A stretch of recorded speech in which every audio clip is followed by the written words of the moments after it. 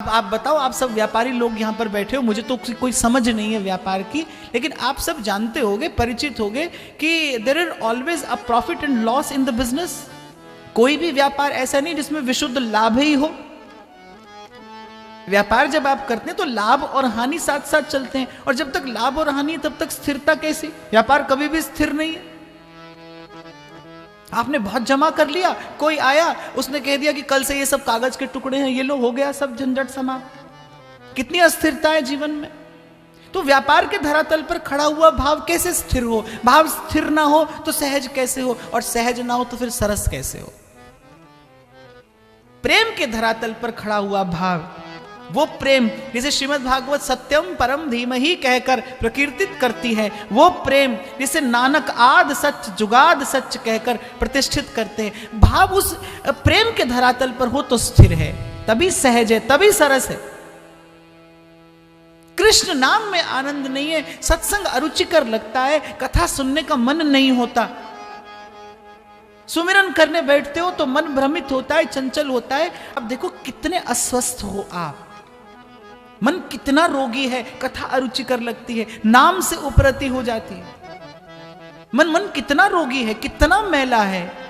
और आज मैं देखता हूं, यदि क्योंकि मुझे दैव ने भगवत इच्छा ने ऐसे स्थान पर बिठाया है जहां से मुझे सारे समाज का एक साथ दर्शन करने का अवसर मिलता है, और आज यदि मैं इस स्थान से देखता हूं तो आपके जीवन में प्रभाव भी बहुत है, आपके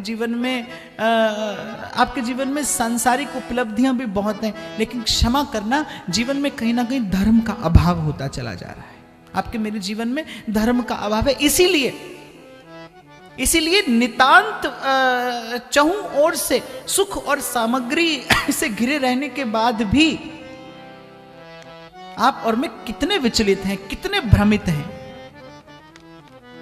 ये कितनी दयनीय दशा मनुष्य की है। और कहां जाएंगे आप? कभी चिंतन तो करिए कि आपको खाने और सोने के लिए भी दवा का आश्रय लेना पड़ता है कि आप ठीक से खा लें और आप ठीक से सो जाएं। कहां सो गया विवेक जो आपको ये बता सके कि वस्तुतः आप किस जड़ता को उपलब्ध होते चले जा रहे हैं। छोटी सी वस्तु ने आपके जीवन में आकर आपको अपना दास बना लिया। आप भोजन के बिना रह सकते हैं, आप अपने मोबाइल फोन के बिना नहीं रह सकते।